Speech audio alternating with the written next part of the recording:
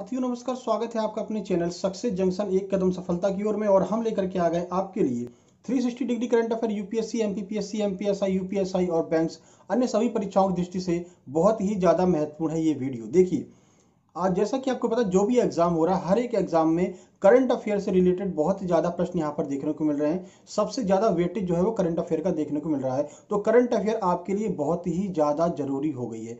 तो चलिए बिना समय गवाए हुए चलते हैं सीधे प्रश्न नंबर 1 की ओर। तो देखिए, प्रश्न नंबर 1 आपके सामने आ रहा है, आइए देखते हैं। तो ये है आपके सामने प्रश्न नंबर 1। देखिए, राष्ट्रीय पंचायती राज दिवस कब मनाया गया है? बहुत महत्वपूर्ण प्रश्न है। ऑप्शन ए है 22 अप्रैल, ऑप्शन बी है 23 अप्रैल, ऑप्शन सी है 24 अप्रैल या फिर ऑप्शन नंबर डी है 20 अप्रैल। तो चलिए आंसर देखते हैं इसका क्या होने वाला है। इसका आंसर, आइए आंसर की ओर चलते हैं। तो इस सही आंसर इसका सी, यानी कि 24 अप्रैल को राष्ट्रीय पंचायती राज दिवस मनाया गया है। अब इसका आपको एक चित्र भी दिखा देते हैं तो चीजें आपके दिमाग में हमेशा बनी रहेंगी। तो नेशनल पंचायती राज दिवस जो है वो 24 अप्रैल को मनाया गया है। आइए इस प्रश्न के बारे में आपको कुछ डिटेल में जानकारी देते हैं। तो देखिए, देश में हर साल 24 अप्रैल को राष्ट्रीय पंचायती राज दिवस मनाया जाता है।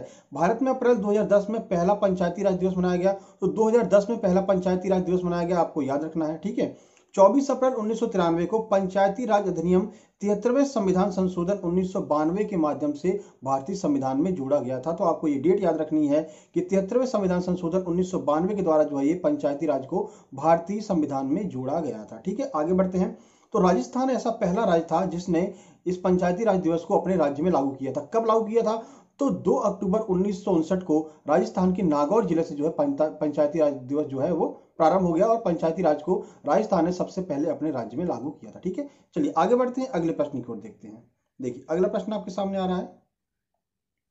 तो प्रश्न नंबर 2 है, कौन सा भारतीय क्रिकेटर अब तक के आईपीएल इतिहास में सबसे अधिक रन बनाने वाला क्रिकेटर बन गया है? ये भी बहुत महत्वपूर्ण प्रश्न है। ऑप्शन ए है रोहित शर्मा, ऑप्शन बी है विराट कोहली, ऑप्शन सी है सुरेश रैना या फिर ऑप्शन नंबर डी है महेंद्र सिंह धोनी। तो क्या होगा इसका आंसर? आइए इसका आंसर भी देख लेते हैं। तो देखिए, सही आंसर बी, यानी कि विराट कोहली जो है वो आईपीएल इतिहास में 6000 रन यानी कि सबसे ज्यादा रन बनाने वाले क्रिकेटर बन गए हैं। चलिए इनके बारे में कुछ जानकारी आपको दे देते हैं। तो ये अपने चीकू भाई यानी विराट कोहली हैं, ठीक है। चलिए कुछ जानकारी आपको देते हैं इस प्रश्न के बारे में।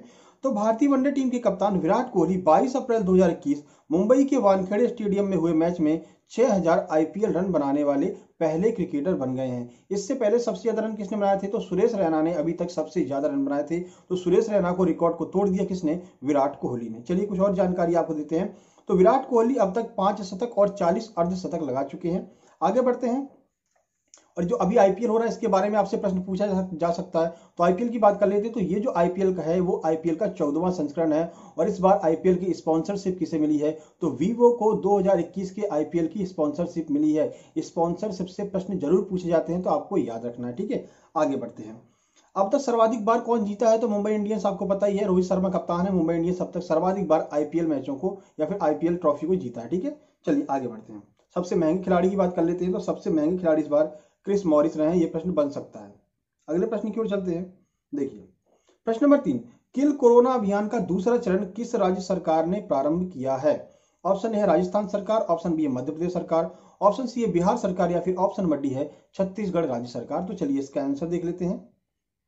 आंसर बी, यानी कि मध्य प्रदेश राज्य सरकार के द्वारा किल कोरोना अभियान चालू किया गया है। चलिए कुछ जानकारी आपको देते हैं इस अभियान के बारे में। ये अपने मामा शिवराज सिंह चौहान है, ठीक है। इनको तो आप जानते होंगे, अच्छे से जानते होंगे, ठीक है। आगे बढ़ते हैं।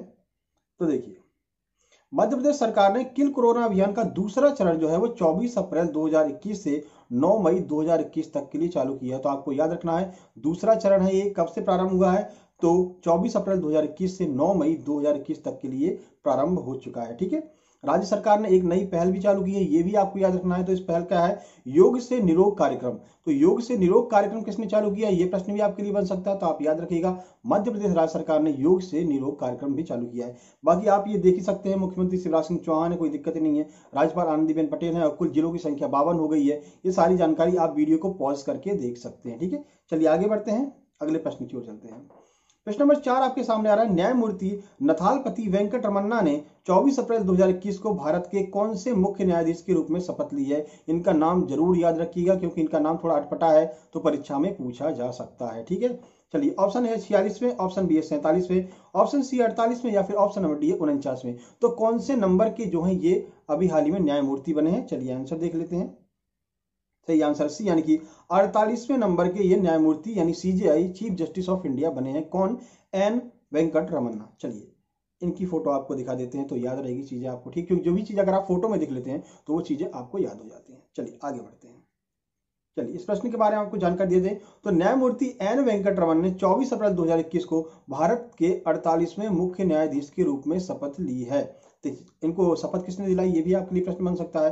तो राष्ट्रपति रामनाथ कोविंद ने राष्ट्रपति भवन में आयोजित एक संक्षिप्त समारोह में उन्हें उनके पद की शपथ दिलाई, यानी छोटा सा समारोह वैसे मना लिया, बर्थडे बर्थडे का बन जाता है तो वैसे ही समारोह मना लिया और उनको जो है शपथ दिला दी यहाँ पर, ठीक है। चलिए इन्होंने किसका स्थान लिया, ये प्रश्न आपके लिए बन सकता है। तो अभी तक जो भारत की जो सीजीआई थे वो कौन थे, तो शरद अरविंद बोबड़े जो है वो भारत के सीजीआई थे, जिनका कार्यकाल अभी 23 अप्रैल को समाप्त हो गया और उनके स्थान पर जो है अभी एन वेंकट रमन्ना को जो है यहाँ का सीजीआई बना गया। 48वें नंबर के सीजीआई हैं, चीजें आपको याद रखना है। चलिए आगे बढ़ते हैं, अगले प्रश्न की ओर चलते हैं। देखिए प्रश्न नंबर 5, कोरोना वायरस के मामले में अप्रत्याशित उछाल के कारण ऑक्सीजन की भारी कमी के बीच रक्षा मंत्रालय ने किस देश से मोबाइल ऑक्सीजन उत्पादन संयंत्रों को एयरलिफ्ट करने का निर्णय लिया है। कुल मिलाकर के इनमें से ऐसा कोई एक देश है जहां से भारत जो है संयंत्र मंगा रहा है, ऑक्सीजन बनाने वाले संयंत्रों को मंगाया जा रहा है। ऑप्शन ए है जर्मनी, ऑप्शन बी है फ्रांस, ऑप्शन सी है चीन, ऑप्शन नंबर डी है पाकिस्तान। तो चीन और पाकिस्तान को भूल ही जाइए, चीन अगर देगा भी ना तो भी कहते हैं भाई मुझे जो है तुम्हारा कोई सामान नहीं चाहिए, मुझे तुम्हारे ऊपर बिल्कुल भी भरोसा नहीं है, ठीक है। तो चाइना को तो बाइकआउट ही कर दीजिए। पाकिस्तान क्या ही देगा, पाकिस्तान तो हमसे ही सामान मांगता रहता है, वो हमको क्या देगा। दो ऑप्शन आपके पास बचे हैं, जर्मनी और फ्रांस। तो चलिए आंसर देख लेते हैं। तो देखिए सही आंसर ए, यानी कि जर्मनी से जो है भारत ऑक्सीजन बनाने वाले संयंत्रों को जो है एयरलिफ्ट कर रहा है। एयरलिफ्ट का मतलब समझते हैं, जो भी संयंत्र वगैरह है वो एयरलिफ्ट यानी कि एरोप्लेन की मदद से भारत सरकार मतलब भारत में पहुंचाए जाएंगे, ठीक है। तो कोई भी चीज जब एयर यानी कि वायुसेना के माध्यम से या फिर वायु माध्यम से कहीं एक स्थान से दूसरे स्थान पर ले जाई जाती है तो उसे एयरलिफ्ट कहते हैं। आपने मूवी भी देखी होगी, शायद अक्षय कुमार की मूवी आई थी एयरलिफ्ट के नाम से, ठीक है। चलिए तो ये आपको यहाँ पर भारतीय वायुसेना का ये जो है विमान भी दिखाई दे रहा है जहां पर जो है एयरलिफ्ट कर रहे हैं जर्मनी से ये जो ऑक्सीजन बनाने वाले संयंत्र होते हैं उनको, ठीक है। चलिए आगे बढ़ते हैं, पूरी जानकारी आपको देते हैं इस प्रश्न के बारे में। तो कोरोना के बढ़ते मामलों में अप्रत्याशित उछाल के कारण चिकित्सा ऑक्सीजन की भारी कमी के बीच रक्षा मंत्रालय ने जर्मनी से 23 मोबाइल ऑक्सीजन उत्पादन संयंत्रों को एयरलिफ्ट करने का फैसला लिया, यानी कि 23 जो है जिनके माध्यम से ऑक्सीजन को बनाया जाएगा वो जो है संयंत्र जो है वो कहां से, जर्मनी से भारत लेकर के आ रहा है, ठीक है। प्रत्येक संयंत्र में प्रति मिनट 40 लीटर ऑक्सीजन और हर घंटे 2400 लीटर उत्पादन करने की क्षमता होगी, यानी कि हर घंटे 2400 लीटर ऑक्सीजन का उत्पादन किया जा सकता है। देखिए सबसे ज्यादा मरीजों की मौत क्यों हो रही है, तो आपको पता है कोरोना सबसे ज्यादा जो है फेफड़े पर हमला करता है, ठीक है। और फेफड़े की बीमारी की वजह से यहाँ पर प्रॉब्लम आ रही है लोगों को, तो ऑक्सीजन मिलती नहीं है एंड टाइम पर, क्योंकि ऑक्सीजन की कमी है तो ऑक्सीजन का उत्पादन सबसे ज्यादा बढ़ाया जा रहा है। तो उसके ऊपर जो है भारत सरकार यहाँ पर कार्य कर रही है, ठीक है। इन संयंत्रों को सशस्त्र बल चिकित्सा सेवा अस्पतालों में तैनात किया जाएगा। आर्मी को ही सौंप दिया भाई, क्योंकि पता है कि यहाँ के लोगों को अगर प्राइवेट हॉस्पिटल वगैरह को सौंप दिया तो क्या हालत होगी। एक तो हम जर्मनी से एयरलिफ्ट करके ला रहे हैं, ठीक है, फिर उसके बाद अगर प्राइवेट अस्पतालों को या फिर सरकारी अस्पतालों को सौंप दिया तो उनका सही से यूज नहीं हो पाएगा, ठीक है। इसलिए सेना को सौंपा गया है कि आपको अपने हिसाब से लोगों को वितरण करना है ये ऑक्सीजन, ठीक है। चलिए आगे बढ़ते हैं, अगले प्रश्न की ओर चलते हैं। तो अभी हाल ही में वैज्ञानिकों ने पृथ्वी के सबसे करीब ब्लैक होल की खोज की है, इसका नाम क्या रखा है जिस ब्लैक होल की यहाँ पर खोज की गई है। ऑप्शन ए है एटलस, ऑप्शन बी है मिल्की स्टार, ऑप्शन सी है यूनिकॉर्न या फिर ऑप्शन नंबर डी है इनमें से कोई नहीं। तो चलिए आंसर देख लेते हैं इसका। सही आंसर सी, यानी कि यूनिकॉर्न यहाँ पर नाम रखा गया है जो वैज्ञानिकों ने पृथ्वी के सबसे करीब ब्लैक होल की जो खोज की है। तो चलिए ब्लैक होल का आपको चित्र भी दिखा देते हैं। तो ये है ब्लैक होल जिसका चित्र आपको यहाँ पर दिखाई दे रहा है स्क्रीन पर, ठीक है। चलिए आगे बढ़ते हैं, इस प्रश्न के बारे में पूरी डिटेल में जानकारी देते हैं। तो देखिए वैज्ञानिकों ने 24 अप्रैल 2021 को पृथ्वी के सबसे करीब और सबसे छोटे ब्लैक होल की यहाँ पर खोज की है। पहली बात तो ये पृथ्वी के सबसे करीब पाया गया है और दूसरी बात ये सबसे छोटा ब्लैक होल है, तो महत्वपूर्ण है। वैज्ञानिकों ने इस ब्लैक होल का नाम क्या रखा है, तो यूनिकॉर्न जो है वो इस ब्लैक होल का नाम रखा गया है। यह ब्लैक होल पृथ्वी से 1500 प्रकाश वर्ष की दूरी पर है, फिर भी वो मिल्की वे आकाशगंगा के अंदर है। जैसा कि आपको पता है कि अपनी जो आकाशगंगा है उस आकाशगंगा का नाम क्या है, तो मिल्की वे जो है वो अपनी आकाशगंगा का नाम है। यानी कि 1500 प्रकाश वर्ष दूरी पर होने के बावजूद जो है ये ब्लैक होल जो है वो किसका, तो मिल्की वे का हिस्सा है। चलिए आगे बढ़ते हैं, एक एक फैक्ट आपके लिए बहुत ज्यादा महत्वपूर्ण है। प्रश्न नंबर 7 की बात करते हैं। अभी हाल ही में कोविड-19 मामलों में उछाल के बाद किस देश ने अपने 3 शहरों में आपातकाल की घोषणा कर दी है, यानी कि इमरजेंसी लगा दी है कोरोना की वजह से। ऑप्शन ए फ्रांस ने, ऑप्शन बी है जापान ने, ऑप्शन सी है रूस ने, या फिर ऑप्शन नंबर डी है चाइना ने। तो चलिए आंसर देख लेते हैं। तो सही आंसर है बी, यानी कि जापान ने अपने 3 शहरों में यहाँ पर आपातकाल लगा दिया। देखिए लॉकडाउन अलग बात होती है और इमरजेंसी या आपातकाल अलग बात होती है। तो यहाँ पर जापान ने आपातकाल लगाया है, ठीक है। तो देखिए इनके प्रधानमंत्री की फोटो आपको दिखा देते हैं तो आपको याद रहेगा। चलिए ये इनकी फोटो है। चलिए आपको जानकारी दे देते हैं इस प्रश्न के बारे में। तो देखिए हाल ही में कोविड-19 मामलों में उछाल के बाद जापान ने 25 अप्रैल 2021 से टोक्यो, ओसाका और क्योटो, 3 शहर हैं, टोक्यो, ओसाका और क्योटो, इन तीनों शहरों में आपातकाल की घोषणा कर दी है। ऐसा जापान के गोल्डन वीक की छुट्टियों के दौरान लोगों को यात्रा करने और वायरस फैलाने के रोकने के लिए किया गया है। देखिए 25 अप्रैल के बाद क्या हो रहा है कि गोल्डन वीक की छुट्टियां प्रारंभ हो रही हैं, कहां पर, जापान में, ठीक है। तो ये आपातकाल लगाने की वजह से क्या होगा कि लोग एक मतलब बाहर नहीं जा पाएंगे। तो उससे क्या होगा कि जो कोरोना का वायरस है वो फैल नहीं पाएगा। तो इसी जो गोल्डन वीक की छुट्टियों में लोग बाहर ना जा पाए, इसलिए जो है ये आपातकाल लगाया गया है जापान सरकार के द्वारा। जापान के पीएम की बात कर लेते हैं, क्योंकि नए नए बने हैं तो अपने लिए महत्वपूर्ण है। तो योशिहिडे सुगा जो है वो जापान के पीएम है, यानी जापान के प्रधानमंत्री हैं, ठीक है। चलिए आगे बढ़ते हैं, अगले प्रश्न की ओर चलते हैं। देखिए प्रश्न नंबर 8, भारतीय किसान उर्वरक सहकारी लिमिटेड इफ्को ने किस राज्य में अपने दूसरे ऑक्सीजन संयंत्र के लिए एक आदेश जारी किया है। देखिए ऑक्सीजन की, जैसा कि हमने आपको बता दिया, ऑक्सीजन इसमें सबसे ज्यादा महत्वपूर्ण है।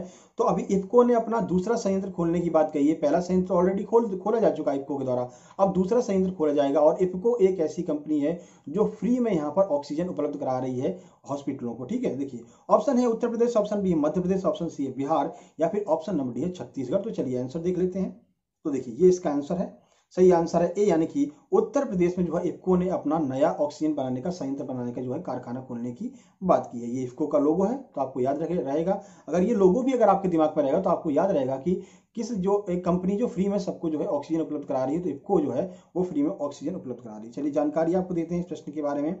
तो भारतीय किसान उर्वरक सहकारी लिमिटेड, फुल फॉर्म होगा आपका इफ्को का, भारतीय किसान उर्वरक सहकारी लिमिटेड इफ्को ने देश में मेडिकल ग्रेड ऑक्सीजन की मांग को पूरा करने के लिए उत्तर प्रदेश के बरेली में, तो याद रखना है आपको कहां पर चालू किया है, उत्तर प्रदेश के बरेली में। ये बात आपको बहुत गहराई से याद रखनी है, क्योंकि ये प्रश्न पूछा जा सकता है। यूपीपीसीएस का एग्जाम आने वाला है, यूपीएसआई का भी एग्जाम आने वाला है, ठीक है। तो उत्तर प्रदेश के बरेली में अपना दूसरा ऑक्सीजन संयंत्र खोलने का आदेश जारी किया है। ये देश की सेवा में अस्पतालों को मुफ्त ऑक्सीजन, ठीक है। तो याद रखिएगा मुफ्त में ऑक्सीजन कौन प्रोवाइड करा रहा है, तो इफ्को जो है वो मुफ्त में ऑक्सीजन प्रोवाइड करा रहा है सभी अस्पतालों में, ठीक है। चलिए इफ्को का यह संयंत्र 30 मई 2021 तक कार्य करना प्रारंभ कर देगा, ये आपको याद रखना है।